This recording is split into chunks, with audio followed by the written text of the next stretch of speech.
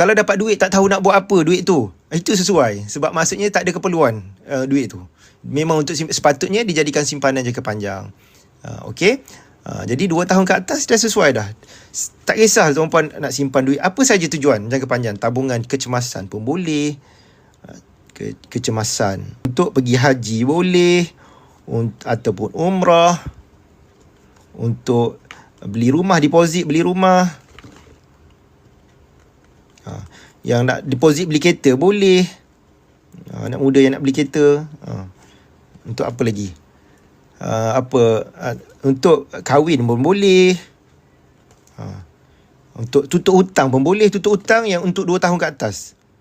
Tutup hutang. Apa sahaja tujuan jangka panjang, tuan-puan boleh simpan dalam bentuk emas. Sebab harga emas ni dalam jangka panjang sentiasa akan naik. Jadi kalau tuan-puan simpan dalam bentuk emas, tuan-puan boleh capai target nak dapat kesemua ni lebih cepat berbanding simpan duit dalam akaun bank, simpan duit dalam ASB dan tabung haji. Tuan-puan akan dapat lebih cepat. Nak pergi haji simpan emas, lebih cepat berbanding pergi simpan duit dalam akaun tabung haji. Okey. Sebab harga emas ni naik berapa persen? Naik dalam setahun dalam 10% setahun. Average. Ada turun naik lah. Tapi kalau tahun ni, cuba tengok. Tahun ni kenaikan harga emas. Saya tunjuk kat tuan-puan. Kenaikan harga emas tahun ni. Dalam nilai ringgit. MYR ni maksudnya ringgit. Ni. Ringgit.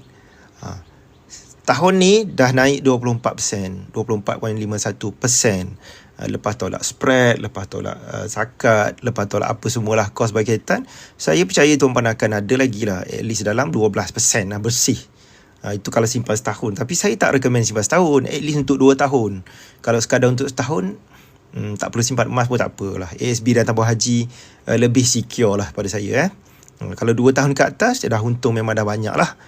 Siapa yang simpan 2 tahun, saya ingat dah 15% ke atas tu mesti akan dapat lah bersih lepas ditolak semua kos lah. Okay, tengok kenaikan harga emas 20 tahun 600%. Dalam tempoh secara purata setahun 10% setahun. Jadi apa saja tujuan simpanan jangka panjang boleh simpan dalam bentuk emas. Okay.